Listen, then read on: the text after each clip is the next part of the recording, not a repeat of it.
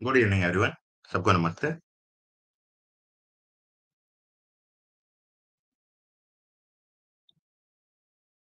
M I audible to all of you? मेरी आवाज आ रही है आप लोगों को?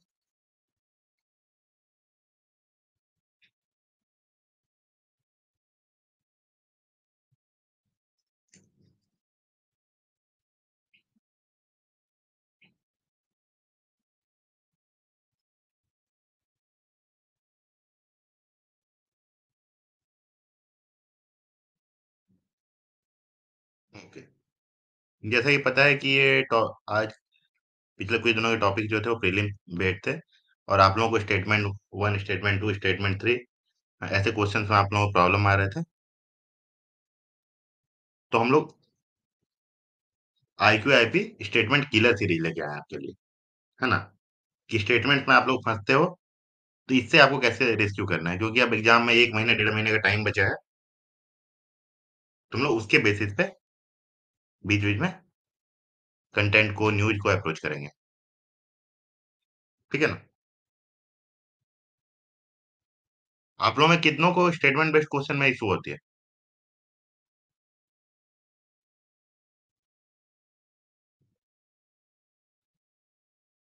सर ने कंप्रिहेंशन की क्लास विजय बैच में कराई है, आधारशिला में कराई है।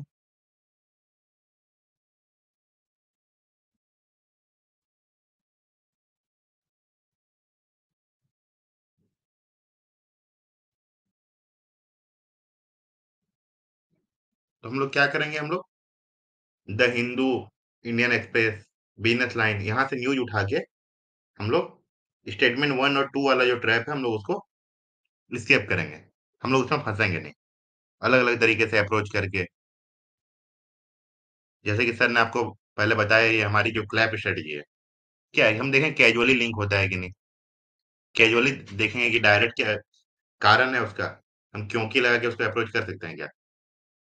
उसके बाद क्या कोई लॉजिकल फ्लो है कि दोनों अलग अलग डायरेक्शन में ही बात कर रहे हैं। तीसरी बात है, जैसे एक क्वेश्चन आप लोगों ने दिया था, है ना, 2024 का क्वेश्चन था। मैं फिर से खोलता हूँ उसको।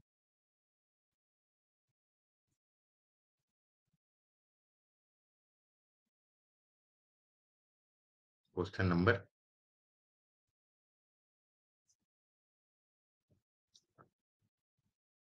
ज्योग्राफी का क्वेश्चन था, 18 है कुछ था क्वेश्चन नंबर। चलो हम लोग देखते हैं।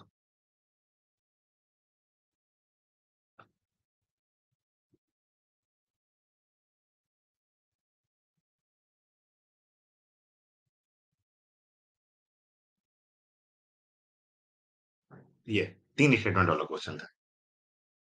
ये क्वेश्चन सॉल्व करने में कितनों को दिक्कत आती है?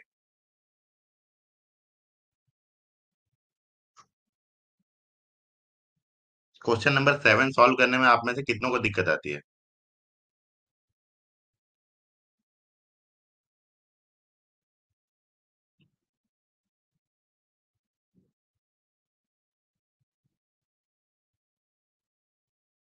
सुनील सर नहीं है, आज का सेशन मैं ही लूंगा।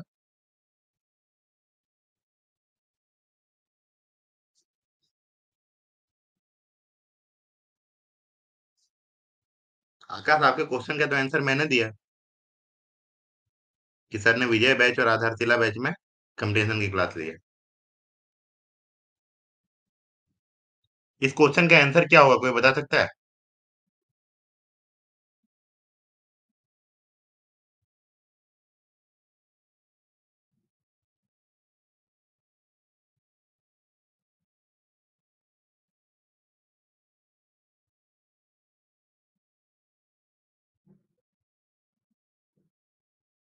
Anyone, take your time.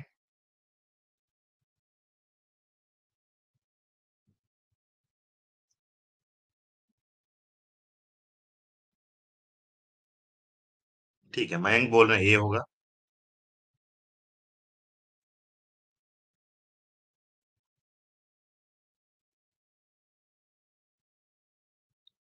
बाकी कोई?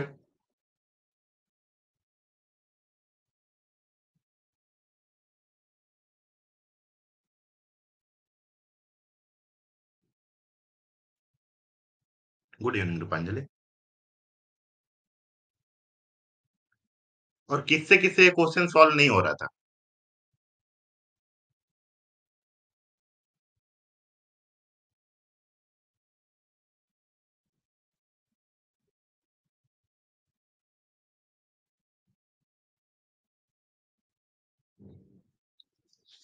तो यहाँ बिकॉज कैसे लगाओगे देवांश से? आपको जब तक नहीं पता कि कार्बन डाइऑक्साइड वेदरिंग में कंट्रीब्यूट करता है या नहीं करता है, हाँ कैसे करता है, या फिर रेन वाटर में कार्बन डाइऑक्साइड है कि नहीं, है ना, या फिर रेन वाटर में ऑक्सीजन है कि नहीं, और है तो वो कैसे करता है, ये आपको पता होना पड़ेगा ना।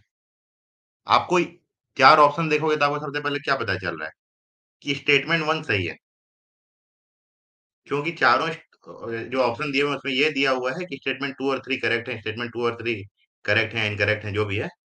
लेकिन आपको कहीं ये नहीं दिया हुआ है कि स्टेटमेंट वन करेक्ट है, इनकरेक्ट है। इसका मतलब हमें ये पता है कि ये स्टेटमेंट करेक्ट है कि रेनफॉल वेदरिंग करता है। तो जैसे क्लैप स्ट्रेटजी हम लगाते हैं, सी मतलब कैजुअली हम देखेंगे हम्म कि रेन वाटर में कार्बन डाइऑक्साइड होता है कि नहीं। ठीक है, होता है। हमें पता है कि इसमें डिजॉल्व कार्बन डाइऑक्साइड भी होगा, ऑक्सीजन भी होगा, सब होगा इसके साथ, हमें ये पता है। दूसरी बात, अब हमें ये पता चल गया कि स्टेटमेंट टू करेक्ट है। स्टेटमेंट टू करेक्ट है तो कौन सा स्टेटमेंट ये हुआ, एलिमिनेट हुआ? ऑप्शन ऑप्शन डी हमारा एलिमिनेट हो गया। हमें एक भी चीज पता होगा कि कार्बन डाइऑक्साइड होता है फिर ऑक्सीजन होता है, तो हमें ये पता चल जाएगा कि एक ऑप्शन एलिमिनेट हो गया, अब तीन बचा हुआ है। अब एक्सप्लेन करता है कि नहीं करता, अब एक ही करता है या दोनों करता है, ये हमें देखना होगा। ठीक है, तो हमें ये देखना होगा कि वेदरिंग कर रहा है, पहला स्टेटमेंट सही है, इसका मतलब रेन वाटर वेदरिंग कर रहा है। अब कैसे कर रहा है? रेन वाटर वेदरिंग कितने टाइप का होता है, बायोलॉजिकल, केमिकल, फिजिकल, हम लोग ये पढ़ते हैं। तो ये क्या केमिकल वेदरिंग करता है? ये क्या फिजिकल वेदरिंग करता है? हमें पता चलेगा कि ये दोनों वेदरिंग करता है। फिजिकल कैसे करता है, मान लो एक रॉक है ना, एक रॉक है, तो इसमें क्या हुआ, माइनर कोई क्रैक है, उसके अंदर पानी चला गया उसके अंदर। अब क्या हुआ, जब टेम्परेचर कम हुआ तो ये क्या हो रहा है, कॉन्ट्रैक्ट हो रहा है, या फिर ये जम जा रहा है। रॉक भी कॉन्ट्रैक्ट कर रहा है, हीट में एक्सपेंड होता है ना।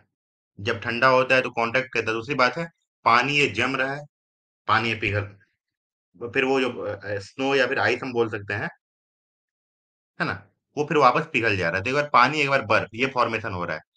तो ये क्या कर रहा है, रॉक के स्ट्रक्चर में टेंशन और स्ट्रेस, सॉरी, हाँ, टेंशन और दबाव दोनों दे रहा है ना। तो ये हमें पता चल रहा है कि एक बार तनाव होगा, एक बार दबाव होगा, एक बार तनाव होगा, एक बार दबाव होगा, तो ये लास्ट में रॉक को तोड़ देगा। तो फिजिकली वेदर कर रहा है, ये हमें पता है।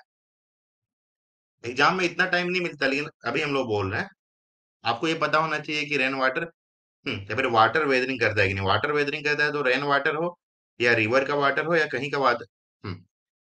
हाँ, हिंदू की ही क्लास है रूपांजलि। तो रेन वाटर हो या फिर ओसनिक वाटर हो या रिवर का वाटर हो, कैसा भी वाटर हो, वो वेदरिंग में कंट्रीब्यूट करेगा। दूसरी बात है, केमिकल करता है क्या, केमिकल करता है, ये दिया हुआ है कि कार्बन डाइऑक्साइड में यहाँ पे रहता है और ऑक्सीजन रहता है। तो ऑक्सीजन या कार्बन डाइऑक्साइड रहने के कारण वेदरिंग होता है क्या? ये 2024 का है रूपांजलि। तो हम देखेंगे कि रेन वाटर में कार्बन डाइऑक्साइड होता है, तो ये कार्बन डाइऑक्साइड कैसे वेदरिंग में कंट्रीब्यूट करता है, फिर नहीं करता है। तो H2O, पानी, प्लस CO2, कार्बन डाइऑक्साइड, ये दोनों मिक्स होगा तो क्या बनेगा, कोई बता सकता है?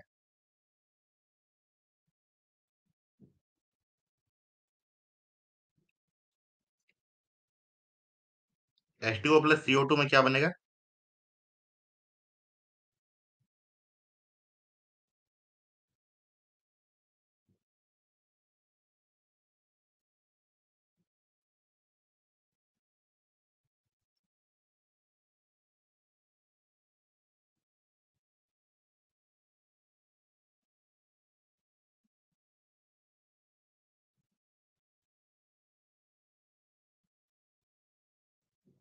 हाँ, कार्बनिक एसिड।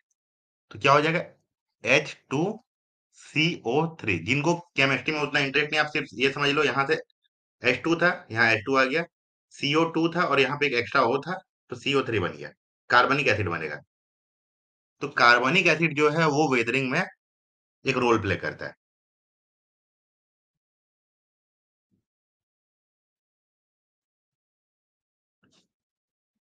ठीक है। तो ये क्या करता है, कार्बोनिक एसिड बनाता है, H2CO3 बनाता है। तो जो H2CO3 बना दिया तो वो एक मेजर रोल प्ले करता है। आकाश, कोई क्वेश्चन डिस्कस कर रहे हैं, उसके बाद आप आपकी क्वेरी को रिजॉल्व कर देंगे ना हम लोग। हाँ, तो कार्बोनिक एसिड फिर रॉक को ब्रेक डाउन करने में, उसको वेदरिंग करने में मदद करती है। तो हमें ये पता चल गया कि स्टेटमेंट टू भी सही है। तो इतना कंफर्म हो गया कि ओनली वन या फिर ओनली टू, हमें ये देखना है।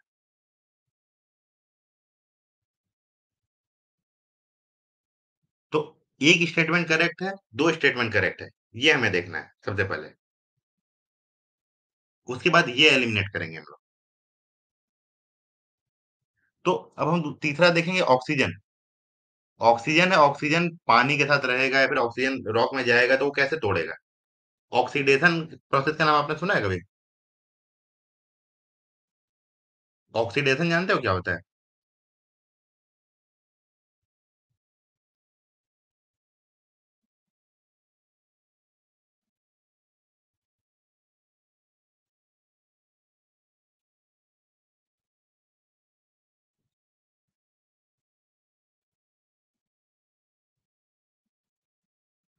कोई बता सकता है ऑक्सीजन ऑक्सीडेशन क्या होता है?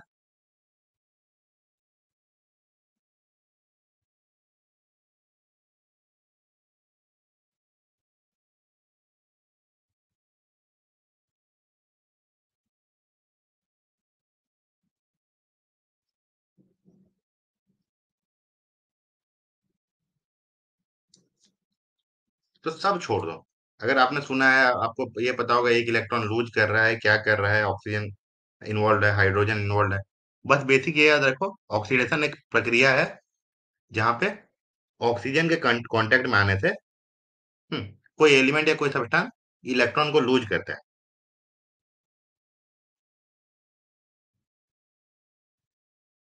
मान लो कि, या फिर वो भी छोड़ दो, सीधी बात है कि मान लो कि एक रॉक है, इसके अंदर आयरन है।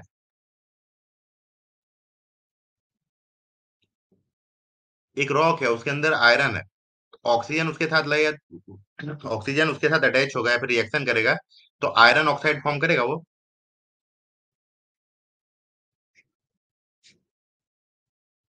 रस्टिंग जिसको हम लोग बोलते हैं, जंग लगना जिसको बोलते हैं, वो आयरन ऑक्साइड वो फॉर्म करेगा ना।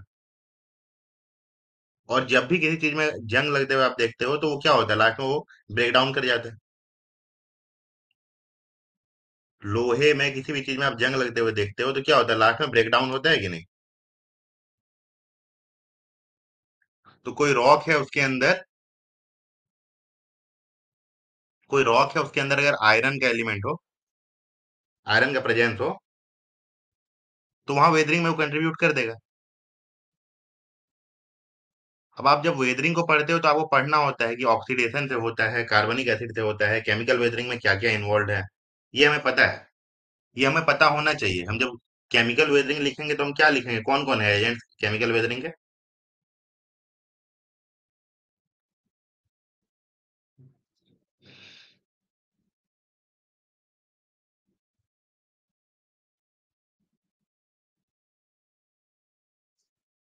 आप सिर्फ गूगल करोगे, देखो क्वेश्चन बहुत बेसिक था।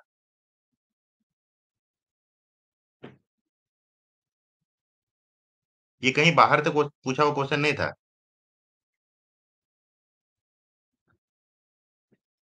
देखो, water, oxygen, acid, carbon dioxide, organism जो रहते हैं, आप कहीं पे भी देखोगे ऑक्सीडेशन है कि नहीं? हाइड्रेशन, बहुत सारा कारण दिया हुआ है।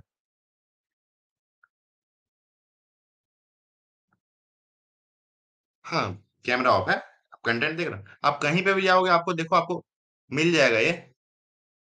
तो ये बेसिक क्वेश्चन पूछा हुआ था, कोई टफ क्वेश्चन इससे नहीं पूछा था। तो हम क्या करते हैं, हम हमने देखा कि नहीं, दोनों करते, इसमें ऑक्सीजन भी रहता है, कार्बन डाइऑक्साइड भी रहता है ना? तो इसको हमने एलिमिनेट कर दिया स्टेटमेंट को, हमें पता है दोनों रहता है तो। ठीक है। अब ये दोनों करेक्ट हैं। अब दोनों में एक एक्सप्लेन कर रहा है, दो एक्सप्लेन कर रहा है, कैसे? तो हमें एजेंट्स ऑफ केमिकल वेदरिंग पता रहेगा। हम या तो बी या तो सी को हम लोग सही मार्क कर देंगे। ए को हमें पता होना चाहिए कि है कि नहीं। अब दोबारा इस क्वेश्चन को आप एक बार पढ़ो।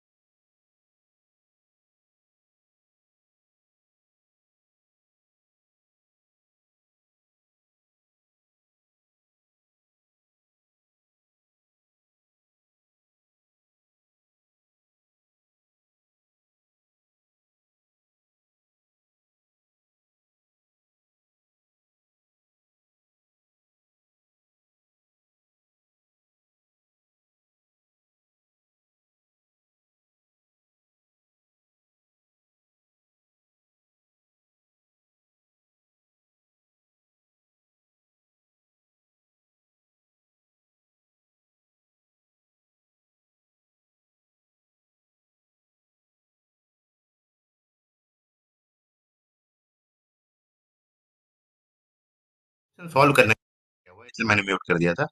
अब लोग सॉल्व करो।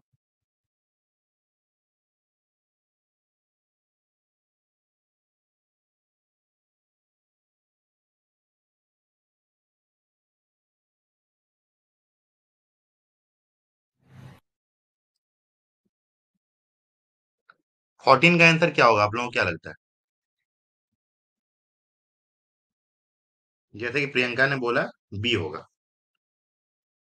फिर बाद में बोला सी होगा। ओके। फर्स्ट स्टेटमेंट कम समझ में आया। ओके। बाकी लोग आंसर देने के लिए रेडी हैं?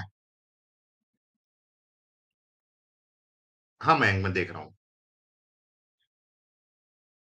रूपांजलि बी बोल रही है।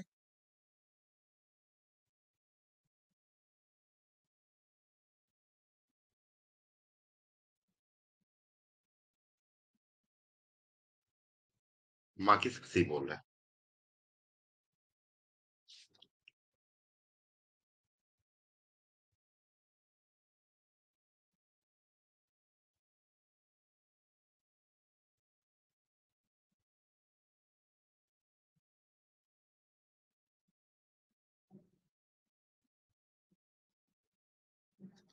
ठीक है, इसका आंसर सी होगा।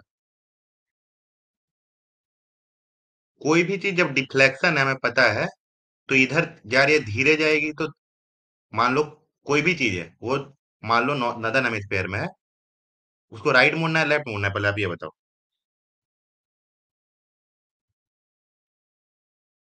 नदन हेमिस्फेयर में कोरियोलिस डिफ्लेक्शन की वजह से या फिर कोरियोलिस इफेक्ट की वजह से राइट मुड़ना है लेफ्ट मुड़ना है?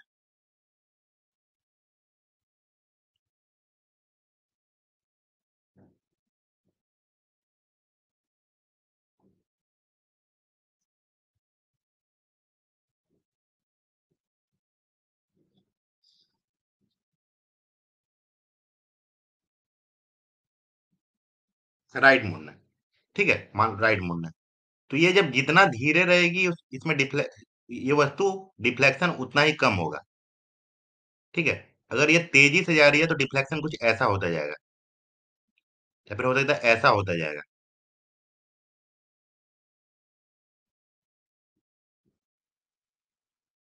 समझ रहे हो? तो स्पीड और डिफ्लेक्शन दोनों इंटर रिलेटेड है।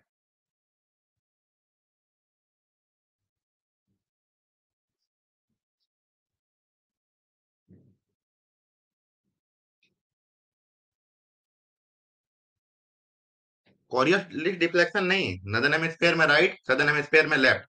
तब ना जो वेस्टर्ली हम लोग पढ़ते हैं, क्या होता है, ऐसे हवा आ रही है इक्वेटर की तरफ, है ना, ऐसे हवा आ रही है इक्वेटर की तरफ, लेकिन क्या होता है, ऐसा हो जाता है ना डिफ्लेक्शन, कुछ ऐसा हो जाता है ना।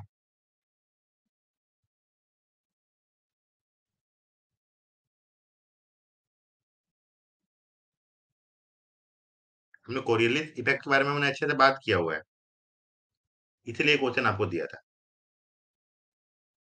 ये हिंदू की ही क्लास है। आप लोगों को डाउट्स हो रहे थे जैसे स्टेटमेंट्स में, वैसे क्वेश्चन में हम लोग एक बार आए, दोबारा देखते हैं। मयंक आप बोल रहे थे कि आपको क्या दिक्कत हो रही थी इसमें, कि आप पहले प्री डिटरमाइन कर ले रहे थे। मयंक आप कंफर्म कर सकते हो आपका डाउट? मैं समझ नहीं पाया था आपकी बात को उसमें।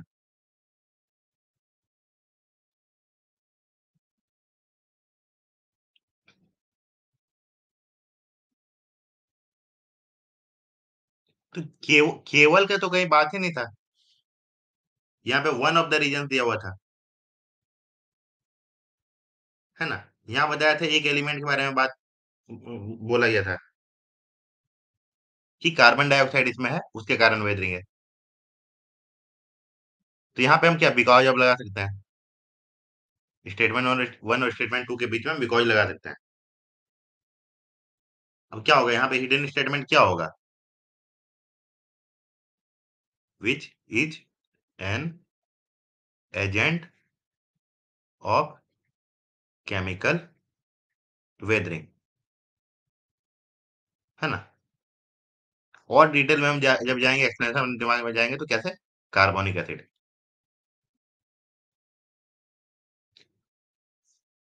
फिर यहाँ पे बिकॉज लगा देंगे पहले स्टेटमेंट के बाद, है ना। कारण क्या है, ऑक्सीडेशन, रस्टिंग, है ना।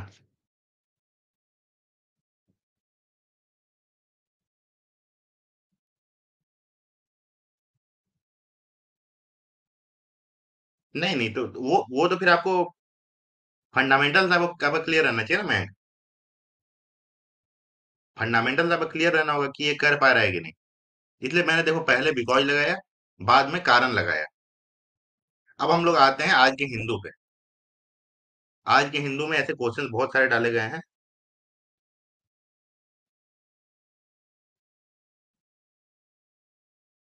ठीक है, मैचिंग वाले में प्रॉब्लम आती है, ठीक है, उसमें हम लोग आएंगे। आज हम लोग इस पे हैं, स्टेटमेंट स्टडी पे, है ना।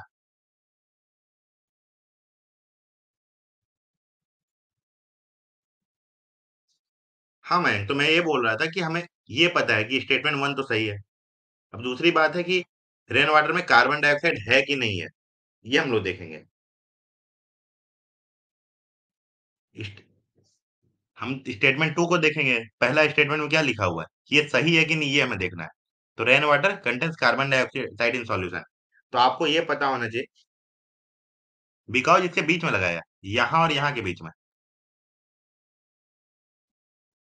बिकॉज एज जो लगाते हैं हम लोग, यहाँ और यहाँ के बीच में लगाया हमने,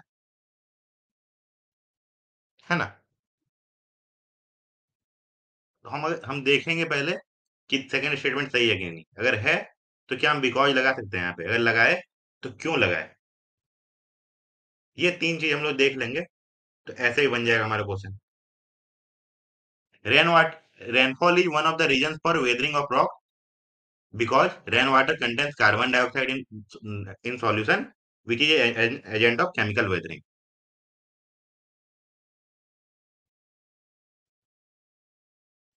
समझ पा रहे हो? हम सब चीज छोड़ देते हैं हम लोग यहाँ पे। यहाँ और यहाँ के बीच में आप बिकॉज लगा दे, अगर स्टेटमेंट टू सही है तो। और है तो कैसे है, ये हमें देखना पड़ेगा। लॉजिकल रीजनिंग इसी को बोलते हैं ना। तो हमने क्या देखा, कैजुअली देखा पहले सेकंड स्टेटमेंट सही है कि नहीं, उसके बाद लॉजिक लगाया हमने, हाँ कि क्यों सही है, और कैसे। फिर क्या देखा, एप्लीकेशन, कि कैसे अप्लाई हो रहा है। तो क्यों, ये केमिकल वेदरिंग का एक एजेंट है, कैसे, कार्बनिक एसिड की वजह से। समझ रहे हो। फिर थर्ड स्टेटमेंट में भी वही किया हमने। तो दो स्टेटमेंट वाले में आपको दिक्कत हो रही थी, हमने तीन स्टेटमेंट वाले देख लिए एक बार में। अब हम लोग आते हैं आज के कंटेंट के बेसिस पे। तो आप ये समझो कि जब तक जैसे कि आप लोगों को बार बार बताया जा रहा है क्लैप स्ट्रेटजी, है ना सर, जैसे बार बार आपको बता रहा है ना, कि जब तक क्लैप ना बजे एक्सप्लेनेशन मत माने। अब देखो, कैजुअली देखो, कॉमन सेंस देखो आप, है ना, उसके बाद लॉजिकली देखो आप, फिर अप्लाई करके देखो, है ना, उसके बाद आप ये देखो कि कहीं प्रिसाइजली टारगेट तो नहीं कर रहा है। अब अगला क्वेश्चन देखते हैं हम लोग, 2024 के क्वेश्चन नंबर 2 पे, है ना। The thickness of troposphere is much greater at the equator than at the pole. एक हो गया, है ना। दूसरा, intense solar heating at equator causes strong convection current pushing the atmosphere upward. Question number 2 था, यहाँ भी हमने भी हिंदी में दिया है, यहाँ भी आप हिंदी में देख सकते हो। हाँ आप देखो,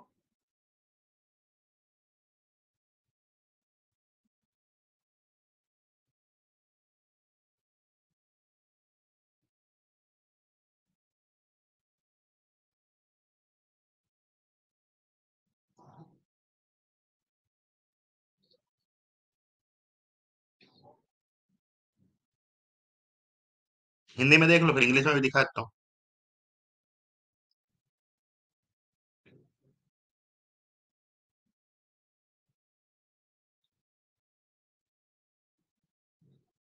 इंग्लिश में भी देख लो आप।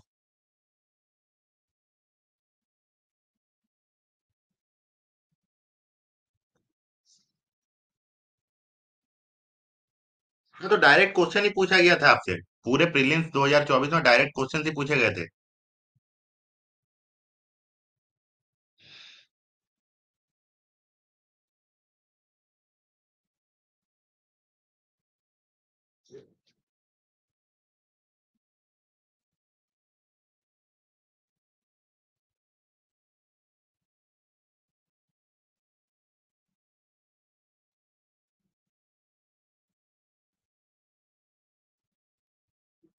ठीक है, तो आपको क्या देखना है, क्लैप स्ट्रेटजी में आप देखो कि हाँ, सबसे पहले मैंने देखा, कैजुअली देखा कि हाँ, यहाँ पे क्या है, intense solar heating eight the equator causes strong convection. तो ऐसा होता है क्या।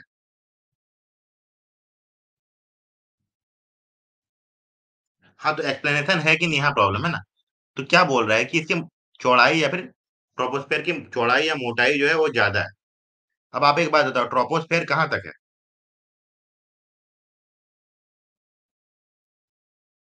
ट्रोपोस्फेयर कहाँ तक है, जहां तक हवा गर्म होकर ऊपर जा रही है ना, जहां तक टेम्परेचर इन्वर्जन हो रहा है, ये जहां रुक गया, यही लेवल ट्रोपोपॉज है। इसके बाद स्ट्रेटोस्फेयर स्टार्ट हो जाएगा, आपको ये पता है।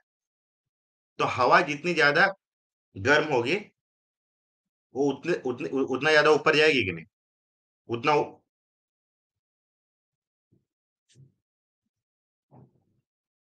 हाँ, डिस्टेंस मान लो कि कहीं 6 किलोमीटर है, कहीं 13 किलोमीटर है, कहीं आपको 16 किलोमीटर लिखा हुआ मिलेगा, आप वो समझ रहे हो। तो सबसे बड़ा बात है, जितना ज्यादा इधर से इनपुट मिलेगा, हवा जितनी ज्यादा यहाँ गर्म हो रही है, क्या होगा, उसकी वजह से हीटिंग ज्यादा होगी, ज्यादा हवा ऊपर जा रही है, ज्यादा कन्वेक्शन होगा। समझ पा रहे हो आप।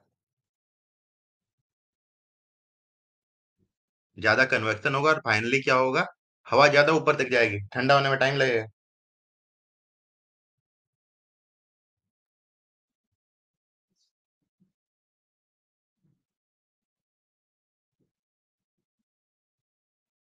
तो इससे क्या होगा? पोल में क्या है? पोल में हीटिंग कम है, हवा का इनपुट ही कम है, तो हवा गर्म हो रही है, ज्यादा हवा ही नहीं है, यहां तक जाते जाते ठंडा, वो क्या हो रहा है? ठंडी हो जा रही है।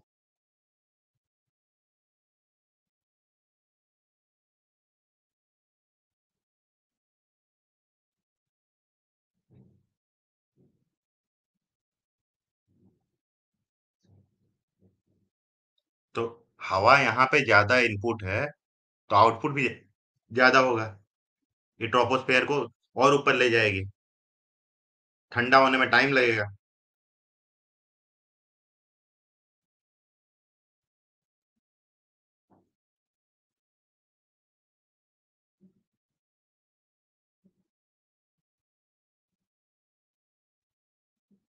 आप समझ पा रहे हो आप लोग?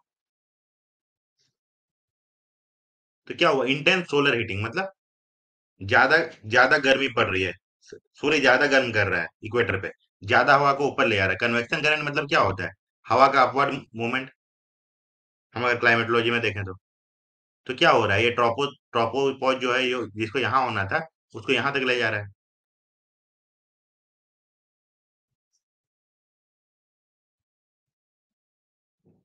अब समझ पा रहे हो आप लोग?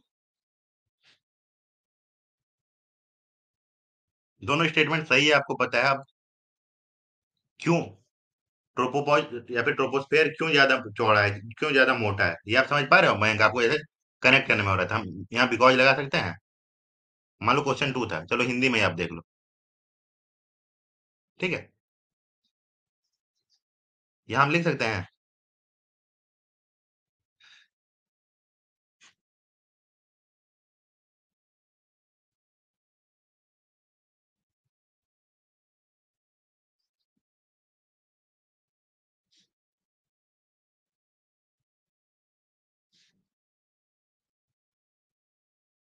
तो क्योंकि लगाने से क्या सही हो रहा है?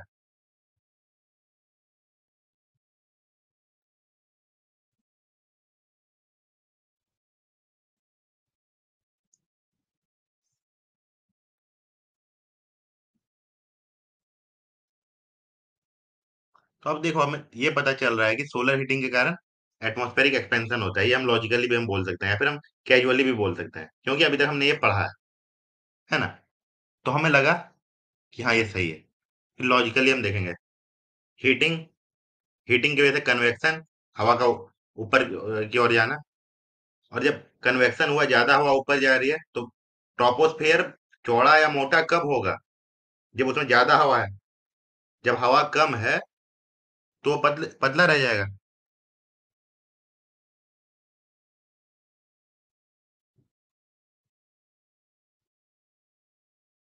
इस चीज को आप लोग समझ पा रहे हो?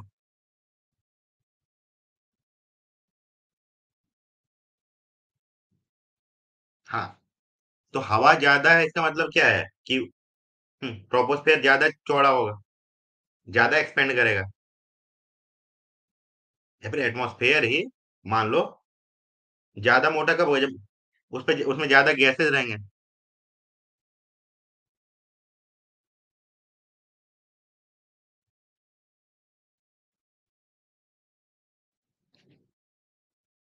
तो हमने लॉजिकली भी देखा, फिर एप्लीकेशन किया कि हीट और एटमॉस्फेरिक थर्मोडायनेमिक, हीट की वजह से कन्वेक्शन होता है, हीट की वजह से एक्सपेंशन होता है, थर्मल एक्सपेंशन होता है, ये हमें पता है ना।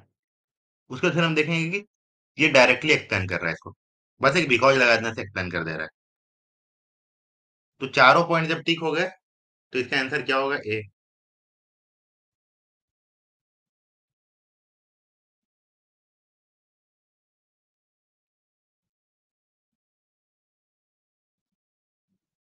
तो ये क्लैप स्टडी आपको एडवांटेज देती है कि कैजुअली लिंक है कि नहीं, है ना, अप्लाई हो रहा है कि नहीं,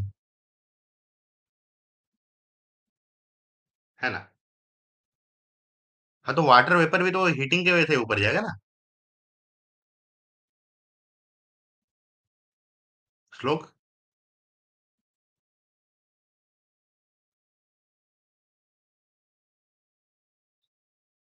वही बोला, कैजुअली लिंक हो रहा है कि नहीं, अप्लाई हो रहा है कि नहीं, लॉजिक लग रहा है कि नहीं, हाँ, क्लैरिटी दे रहा है क्या। तो जब ये स्ट्रेटजी हम लोग फॉलो कर लेंगे, है ना, हमने देखा कि कैजुअली भी लिंक हो रहा है ना, लॉजिकल एक्सप्लेनेशन भी है, अप्लाइड भी है ना, और प्रेसिजन के साथ वो उसको टारगेट भी कर रहा है। मतलब दोनों अलग अलग स्टेटमेंट नहीं है, दोनों सही और दोनों अलग अलग नहीं है। तो ये हो जाएगा क्लैप। जैसे अगले एग्जाम्पल पे हम लोग आएंगे।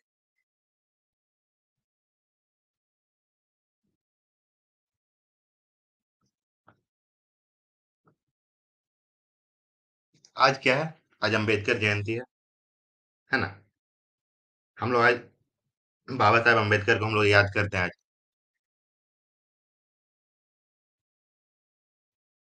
है कि नहीं? आप लोग सबने अभी तक पढ़ा होगा, आपको पता होगा इनका कंट्रीब्यूशन क्या है।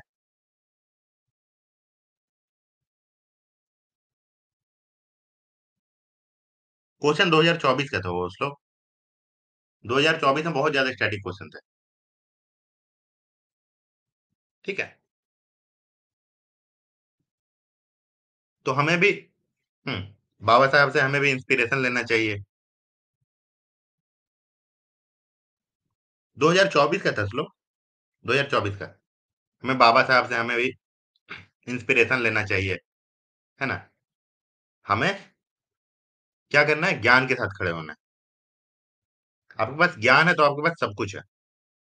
फिर आपको कोई नहीं झुका सकता है।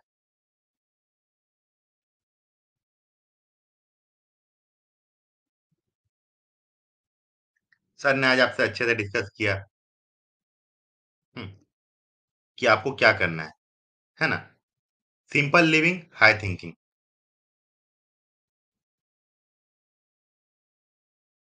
हम कुछ अलग कर सकते हैं। हम कुछ चेंज ला सकते हैं।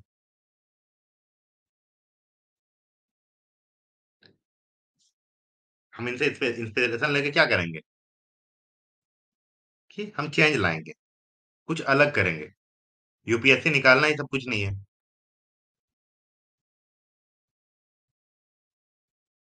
ठीक है। हमें क्या करना है? हमें रिजल्ट देना है। हमें रिजल्ट ओरिएंटेड काम करना है।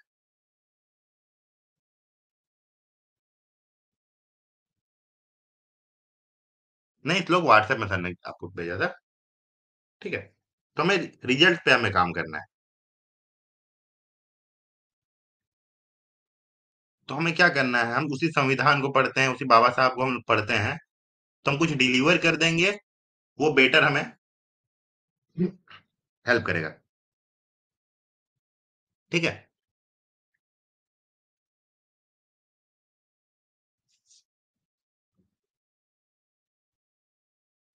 सर का आपके लिए मैसेज था। आज सर का आपके लिए मैसेज है ना, कि आईक्यूएपी सिर्फ एक पाठशाला नहीं है, ये बाबा साहब का सपना है। ठीक है। आप क्या हो? मीडियम हो उसके लिए। तो आपको यही ना सोचना पड़ेगा कि हम कैसे डिलीवर कर सकते हैं, मैं कैसे डिलीवर कर सकता हूँ।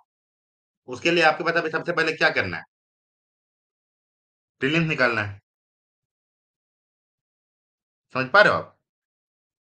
दूसरी बात है, श्लोक आपने पूछा स्टैटिक से कटअप बढ़ता है या घटता है। स्टैटिक से कटअप बढ़ता है, हमेशा स्टैटिक से कटअप बढ़ता है।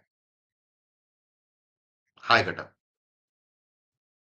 अब डिपेंड करता है कि वो स्टैटिक में कितना डीप जा रहा है ना, या फिर वो करंट पूछ रहा है तो कैसा करंट पूछ रहा है, इस पे डिपेंड करता है। क्यों? क्योंकि आप करंट अफेयर्स आप वेरियस सोर्सेज से पढ़ते हो, अलग अलग तरीके से अप्रोच करते हो। स्टैटिक में आपको जो कोर बुक्स है, बुक्स को आपको नहीं छोड़ना चाहिए। उसके बाद ये है कि 2 साल 3 साल 4 साल से जो तैयारी कर रहे हैं, वो तो सेम बुक को बार बार पढ़ रहे हैं ना, सेम चीज को बार बार पढ़ रहे हैं, स्टैटिक पे कमांड बढ़ रहा है, तो वहां पे वो क्वेश्चन गलत नहीं करेंगे।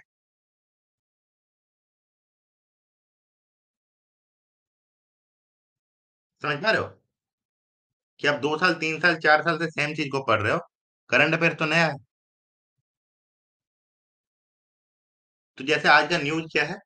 हम्म, इंडियन एक्सप्रेस में आया था कि बाबा साहब ने जाति उन्मूलन में आदर्श समाज की परिभाषा कैसे दी।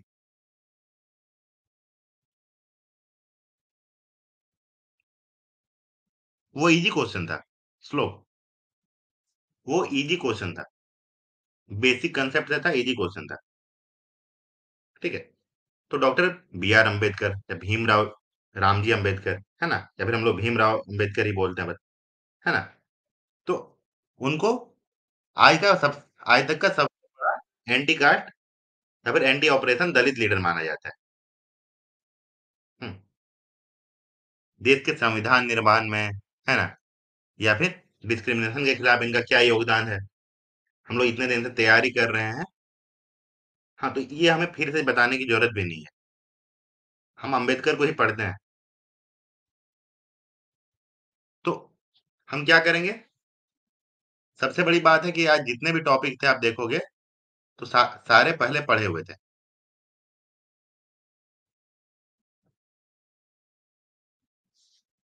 है ना, हम आगे जाते रहेंगे, है ना। तो या तो पढ़े हुए हैं या रिपीटेशन है।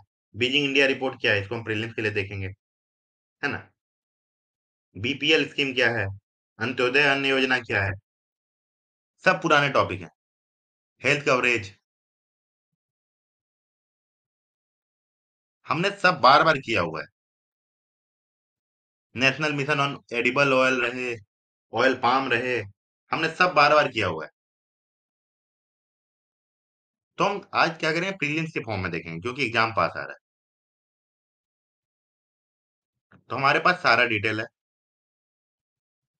हमारे पास सब कुछ है। हाँ, कि उनका बर्थ कब हुआ, हाँ, उन्होंने क्या कहाँ से पढ़ाई की, चाइल्डहुड में क्या डिस्क्रिमिनेशन फेस करना पड़ा हुआ उन्हें, ठीक है। उसके बाद हम ये देखेंगे कि उन्होंने दलित राइट्स के लिए क्या किया, कौन कौन से मूवमेंट में इन्वॉल्व थे, कैसे, है ना, कांग्रेस के साथ या फिर महात्मा गांधी के साथ इन्होंने पूना पैक्ट साइन किया, कैसे सेपरेट इलेक्टोरेट और रिजर्व सीट के बीच में एक ट्रांजिशन आया, है ना, कौन कौन सी पॉलिटिकल पार्टियां बनाई, और क्वेश्चन डायरेक्ट आते हैं, इकोनॉमिक थॉट्स क्या थे इनके, किनसे इंस्पायर्ड थे, है ना। लास्ट में क्या हुआ, ये बुद्धिज्म में कन्वर्ट हो गए। ऐसे ट्रिवियल क्वेश्चन स्टेटमेंट भी डाल देते हैं कि उन्होंने लास्ट में जैनिज्म अपना लिया या फिर बुद्धिज्म अपना लिया या फिर इस्लाम अपना लिया। समझ पा रहे हो आप लोग। उसके बाद कॉन्स्टिट्यूशन मेकिंग में उनका क्या रोल था, लीगेसी क्या है, क्या किया नहीं किया उन्होंने, ये सारी चीजें हम पढ़ते रहते हैं, बार बार पढ़ते रहते हैं। आज हम क्या करते हैं, हम कुछ एमसीक्यूज बनाते हैं।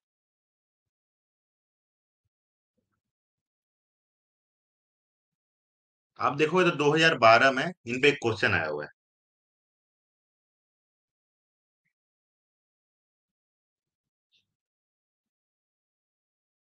कि डॉक्टर अंबेडकर ने कौन सी पार्टी बनाई या फिर कौन सी पार्टियां बनाई इसमें से।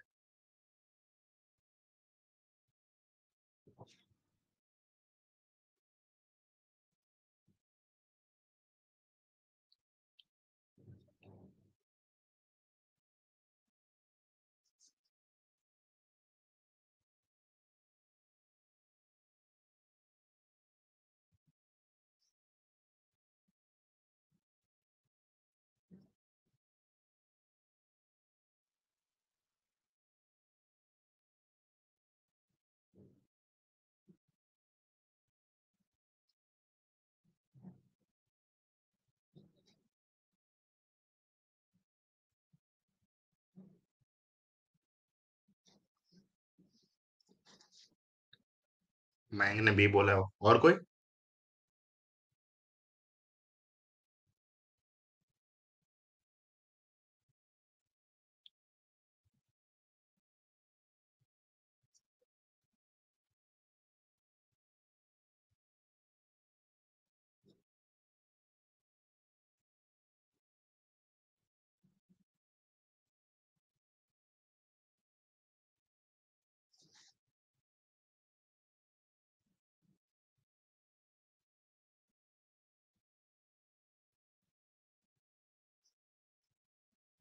लोग नोट्स आपको दिए हुए हैं। और कोई आंसर करेगा इस क्वेश्चन को।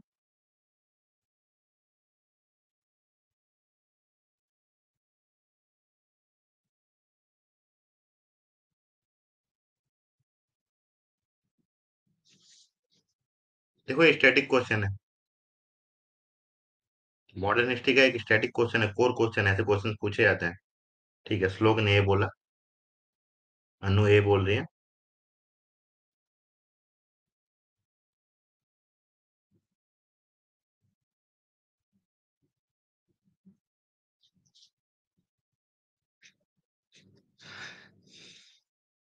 डॉक्टर अम्बेडकर ने इन दोनों पार्टियों की स्थापना की थी।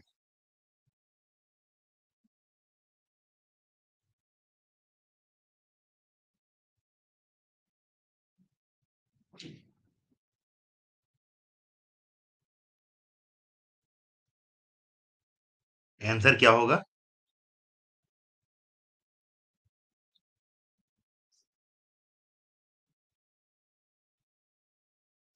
आंसर हमारा हो जाएगा बी।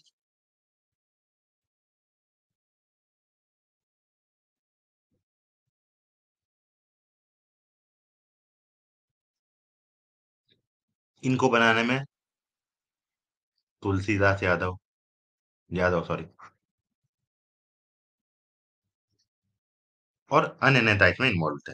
तो आंसर हमारा क्या हो जाएगा? बी। ये डायरेक्ट स्टैटिक क्वेश्चन है। तो बाबा साहब पे क्वेश्चन पहले आ चुका है, गांधी पे पहले क्वेश्चन आ चुका है ना? पूछा गया था कि नहीं आपको कि गांधी और मार्क्स दोनों के सोशलिज्म में क्या सिमिलरिटी है, या फिर दोनों के विचारों में क्या सिमिलरिटी है, ये पूछा गया था।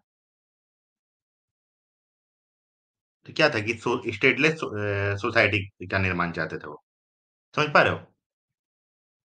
अब आप दूसरा क्वेश्चन देखिए। आप पहले हिंदी में इंग्लिश में देख लीजिए, फिर मैं हिंदी में दिखाता हूँ।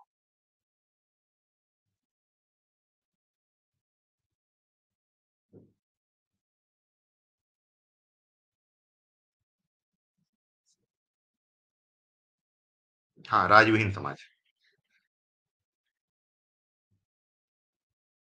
मुझे लगता है मोस्ट लोग हिंदी में, ये तो मैं हिंदी में ही क्वेश्चन दिखाता हूँ पहले।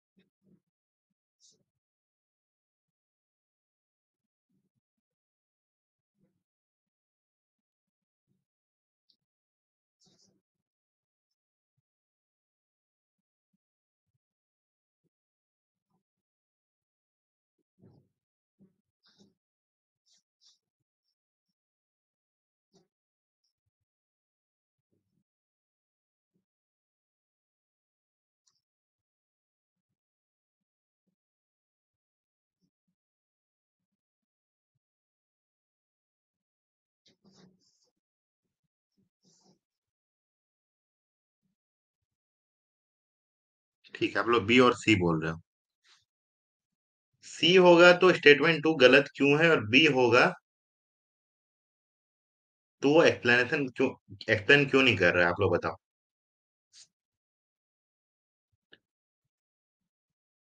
मयंक, रानी, प्रियंका, फूलमती, श्लोक।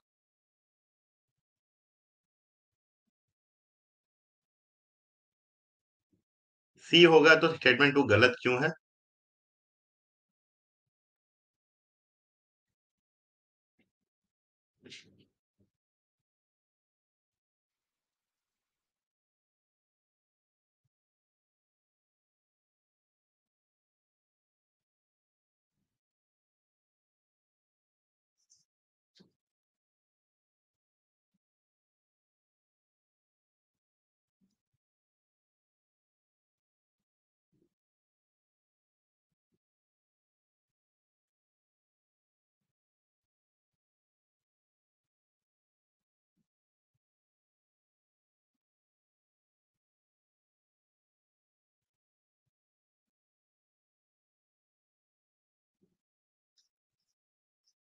ठीक है, तो स्टेटमेंट अलग कंटेक्स्ट में। ठीक है, इनडायरेक्ट रिलेशन हो रहा है।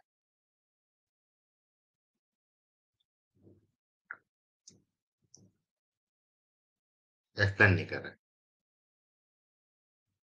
मैं फिर आप देखो यहाँ पे बिकॉज लगा दे रहे हैं या फिर क्योंकि लगा दे रहे हैं। क्योंकि तो हम तो किसी भी दो लाइन के बीच में लगा सकते हैं, तो क्या लॉजिकल आ रहा है? लोकतांत्रिक शासन की आधारशिला के रूप में क्या? संवैधानिक नैतिकता। ठीक है। और ये किस चीज का है? शक्ति पृथक्करण है, मतलब सेपरेशन ऑफ पावर। है ना?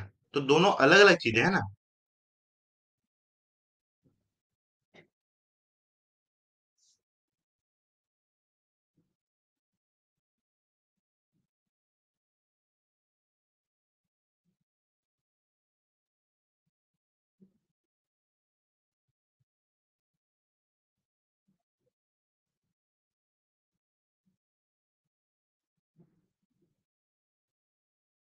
अंतरिक्ष अलग है, तो बी होगा। तो इसका आंसर क्या होगा? बी होगा। ठीक है। ये इनसे प्रभावित थे।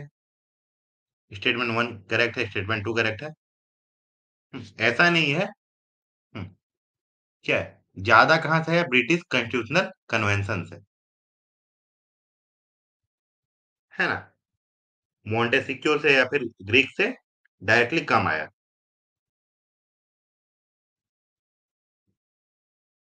तो जब सेपरेशन ऑफ पावर की बात करते हैं वहां पे मोंटेस्क्यू का हम नाम लेते हैं। फिर अम्बेडकर का। हाँ, अम्बेडकर जो कॉन्स्टिट्यूशनल मॉरलिटी की बात कर रहे थे, वो इससे नहीं है, वो ब्रिटिश कॉन्स्टिट्यूशनल कन्वेंशन से ज्यादा ही है, इंस्पायर्ड है। समझ पा रहे हो? तो यही है कि यूपीएससी एस्पिरेंट जो होता है वो सोचते हैं कि नहीं, सबने बराबरी से प्रभावित किया। लेकिन ये किस में थे? ज्यादा प्रैक्टिकल सोशल जस्टिस में बिलीव रखते थे। कैसे में कहते थे? Liberal constitutionalism. लिबरल कॉन्स्टिट्यूशनलिज्म मतलब क्या हो गया? हम्म कि कोई रिजिडिटी बहुत ज्यादा नहीं है। बहुत ज्यादा रिजिडिटी भी नहीं है। इस पे बिलीव रखते थे। समझ पा रहे हो? तो ये देखना पड़ेगा हमें कि दोनों स्टेटमेंट लिंक हो रहे हैं कि नहीं। अभी तक तो लिंक हो रहे थे, अब अलग अलग कंटेक्ट वाले स्टेटमेंट हम लोग देख रहे हैं।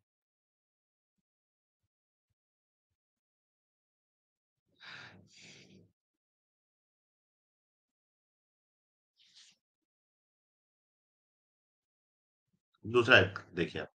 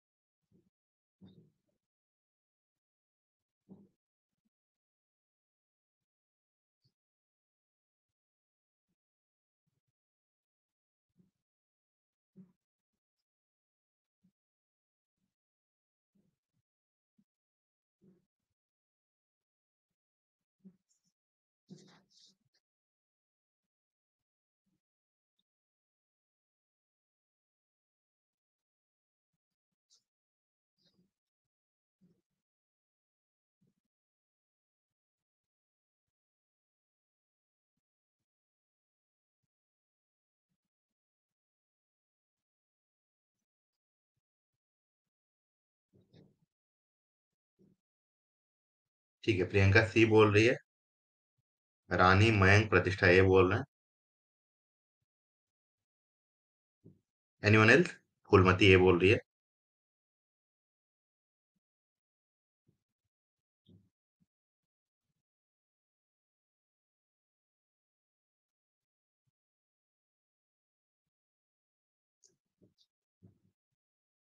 ओके।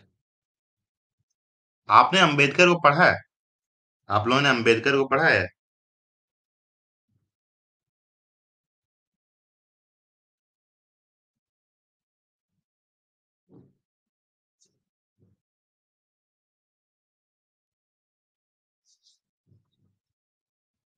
अगर वो यूएन में ले जाकर हम्म, कोई मेमोरेंडम अगर सबमिट कर दे, वो भी 1947 में, नहीं तो पढ़ना चाहिए आपको। आपको गांधी पढ़ना चाहिए, आपको नेताजी पढ़ना चाहिए, आपको अंबेडकर पढ़ना चाहिए। तो प्रोमिनेंट नाम है इंडिपेंडेंस मूवमेंट के। नहीं, डीप नहीं, तो आपने अगर पढ़ा होगा तो यूएन में जाके कोई इतना बड़ा मेजर स्टेप लेंगे तो वो तो आपको दिया रहता है, आपको मिलता, हर जगह मिलता है वो।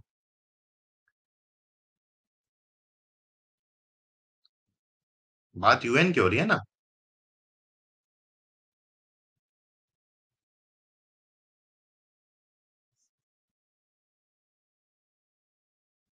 वहां पे रहना था कि नहीं है?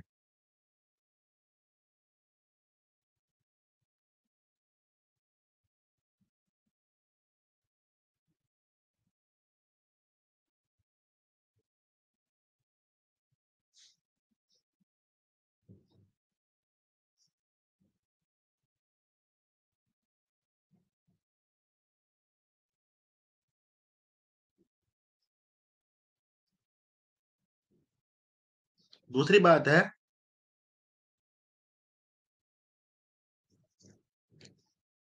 कंस्टिट्यूएंट असेंबली की पहली मीटिंग कब हुई थी?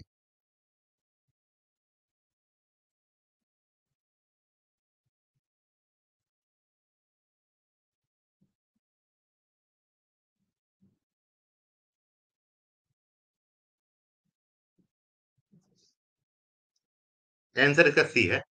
कंस्टिट्यूएंट असेंबली की मीटिंग कब हुई थी पहले? कोई बता सकता है?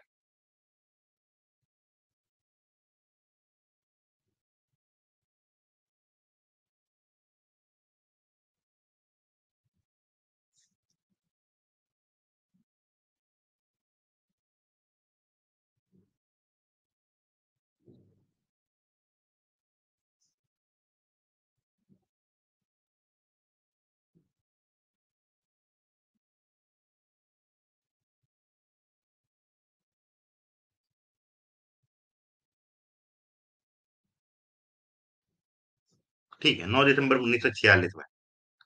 तो जब भारत में जब संविधान निर्माण की बात हो रही है ना, संविधान निर्माण का काम चल रहा है, सब कर रहा है, तो आपको लगता है अंबेडकर 1947 में जाके यूएन में ऐसा कोई रिजोल्यूशन सबमिट करेंगे?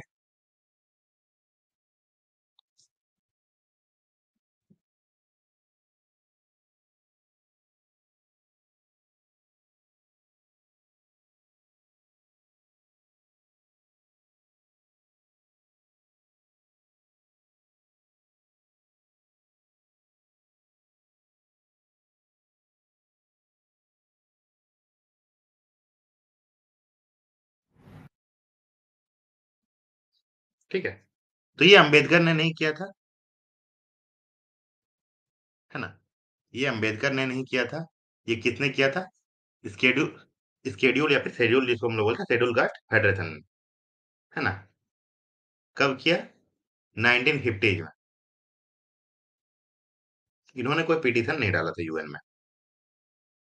हम सोवर्निटी की बात कर रहे हैं, ये कॉन्स्टिट्यूशनल निर्माण में लगे हुए हैं, ये भारत को संप्रभुता देना चाह रहे हैं, और उस समय ये यूएन में जाके पिटीशन नहीं ना डालेंगे।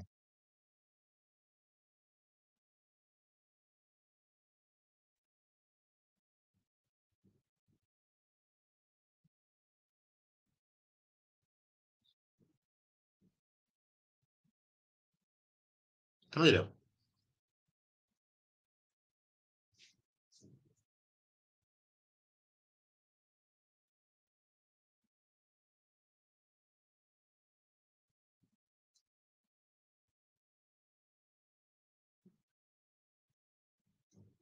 बीजिंग डिक्लेरेशन क्या था, किसी को पता है?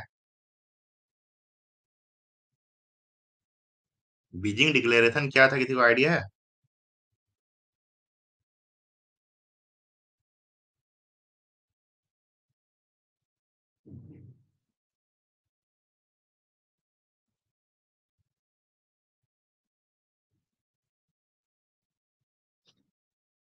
हम पढ़ेंगे बीजिंग डिक्लेरेशन क्या है, किस चीज पे है, वीमेन पे, है ना, जेंडर इक्वेलिटी पे, किस एसडीजी से लिंक्ड है, हम ये देखेंगे। हम ये देखेंगे इंडिया ने कैसे कैसे इम्प्लीमेंट किया, है ना, पॉस लाया है ना, डोमेस्टिक वायलेंस के खिलाफ हम लाया, वो जिसको डाउरी एक्ट हम लोग बोलते हैं, वो आया, है ना, तो ये जेंडर इक्वेलिटी पे है। तो 30 साल के बाद क्या हुआ, ये हम लोग देखेंगे, है ना। जेंडर और क्लाइमेट की बात हमेशा करते हैं हम लोग आईक्यू आईपी के सेशन में। उसको देखेंगे। प्रीलिम्स में किस कैसे कैसे एंगल आपको कवर करने हैं ये हम देखेंगे। ये आपको पढ़ना है। आप नहीं पढ़ोगे आप क्वेश्चन सॉल्व नहीं कर पाओगे, सच्चाई यही है। आप जब तक नहीं पढ़ोगे, है ना, है ना, आप क्वेश्चन सर नहीं सॉरी सॉल्व नहीं कर पाओगे। तो आपके लिए असाइनमेंट क्या है आज का? देखो ज्यादातर क्वेश्चन आपको स्टेटमेंट वाले मिलेंगे। ज्यादातर क्वेश्चन आपको स्टेटमेंट वाले मिलेंगे। आपका आज का असाइनमेंट यही है कि आपको आर्टिकल्स पहले पढ़ने हैं, फिर क्वेश्चन सॉल्व करने की कोशिश करनी है। क्योंकि आपको आर्टिकल के बाद मोस्ट चीजें आपको मिल जा रही है, उसके बाद अगर आप स्टेटमेंट वन और स्टेटमेंट टू वाले क्वेश्चन में कंफ्यूज हो रहे हो, तो फिर हम लोग स्पेशल सेशन की जरूरत है। आप पूरा क्लैप स्ट्रेटेजी लगा के देखो, सॉल्व हो रहा है नहीं हो रहा है। पूरे आर्टिकल को आप पढ़ोगे, आपको सब पता चलेगा क्या हुआ था, कब हुआ था, क्या फोकस है, ऑब्जेक्टिव क्या है, comprehensive agenda for women empowerment and gender equality. है ना, कितने एरियाज हैं? 12 एरियाज में। इंडिया ने कैसे कैसे किया,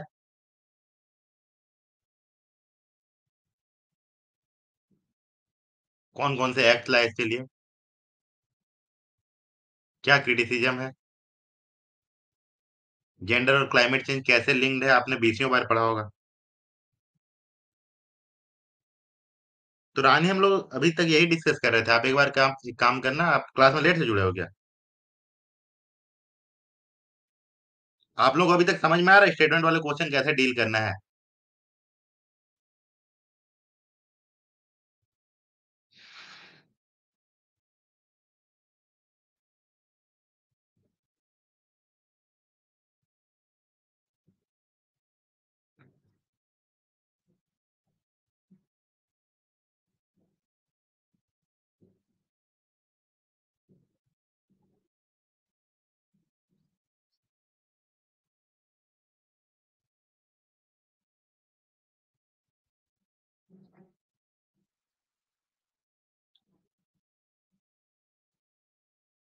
हाँ। और अभी हमने जो जैसे डिस्कस किया, हम देखेंगे इसको, इसके बाद हम बनाने की कोशिश करेंगे। हमारे पास क्या है? अभी हमारे पास कंटेंट है, उसके नीचे हमारे पास एमसीक्यू है। हम हर हर क्वेश्चन को सॉल्व करने की कोशिश करेंगे। सही हो रहा है गलत हो रहा है हम देखेंगे। हमारे पास मटेरियल होने के बाद हमसे गलत क्यों हो रहा है इसको हम एनालाइज करेंगे। ठीक है। हाँ प्रियंका, हम लोग एक एक करके सारे टाइप में आएंगे। कल से आपका लाइव एमसीक्यू सेशन भी है ना, हम सारे टाइप में आएंगे एक एक करके, वन एट ए टाइम, है ना। तो आपके पास देखो, क्लास में सॉल्व करा के अभी कुछ नहीं होगा, क्योंकि आप जब तक पढ़ोगे नहीं, आप कहाँ से लिंक करोगे? आपको पता नहीं है कि बीजिंग इंडिया रिपोर्ट क्या है, आपको ये नहीं पता है कि बीजिंग डिक्लेरेशन क्या है। आप इसको पढ़ो, उसके बाद सॉल्व करने का देखो कि हमें सब पता है, उसके बाद हम क्यों नहीं सॉल्व कर पा रहे हैं।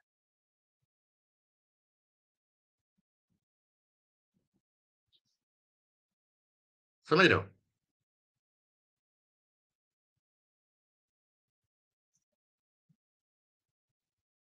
इससे बेटर अप्रोच आपको कहाँ मिलेगा? ये आपके लिए कंप्रिहेंशन का भी प्रैक्टिस हो गया ना, कि ऊपर कुछ दिया हुआ है ना। अब देखो क्या है, बीपीएल और अंत्योदय योजना। अब इसके ऊपर हम क्वेश्चन बनाएंगे। एनएफएसए क्या है, बीपीएल क्या है, गरीब कल्याण योजना क्या है, सब मेजर स्कीम्स हैं। उसके अकॉर्डिंग फिर हम सॉल्व करके देखेंगे कि हम सही बना पा रहे हैं कि नहीं। एमपीआई क्या है, कौन उसको निकालता है। तो ये करके आओगे आप लोग, और कोई कंफ्यूजन हो तो आप लोग ग्रुप में पूछना। आप लोग इसको कंप्लीट करके आओगे। सारे टॉपिक्स आपको मिल रहे हैं, आप देखो। बीपीएल अंत्योदय अन्न योजना हो गया, गरीब कल्याण अन्न योजना हो गया, या फिर एनएफएसए हो गया। क्या आपने अभी तक नहीं पढ़ा है?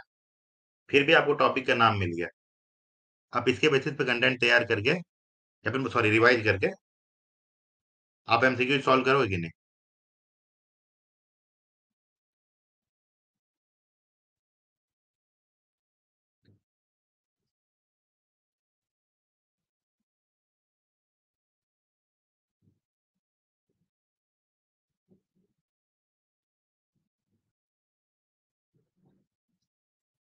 हमेशा स्ट्रेटजी आप देखना कैजुअली सॉल्व हो जा रहा है, कैजुअली लिंक हो रहा है कि नहीं,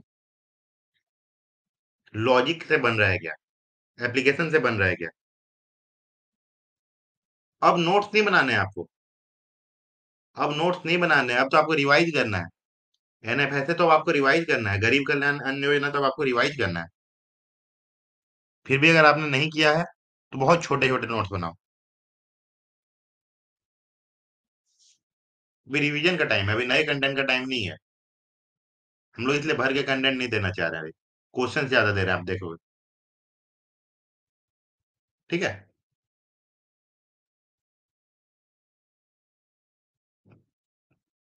ओके, मैं पीडीएफ अपलोड कर देता हूँ।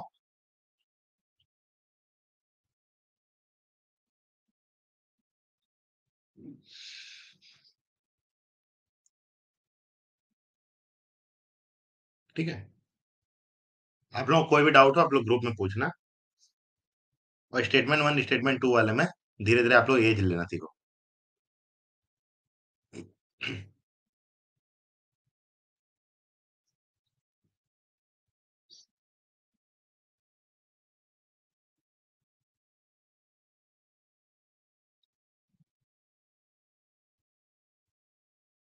ओके। मैं क्लास के साथ ये पीडीएफ अटैच कर दे रहा हूँ, है ना, जैसे आपको डायरेक्ट पीडीएफ लिंक मिल जाए।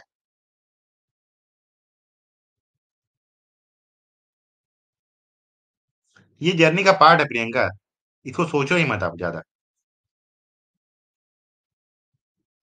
ये ये जर्नी में सब अकेले हैं, और फिर सबका दर्द, सबका जो इशू है वो बराबर है, इसलिए सब साथ भी है।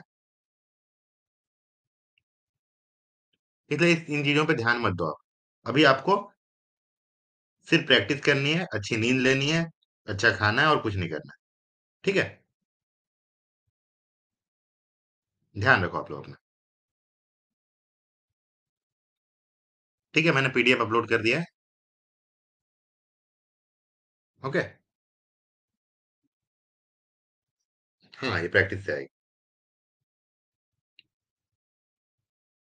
ठीक। आप लोग रिवाइज करते रहो और सारे क्वेश्चन को सही करने की कोशिश करना आप लोग। चलो, थैंक यू एवरीवन।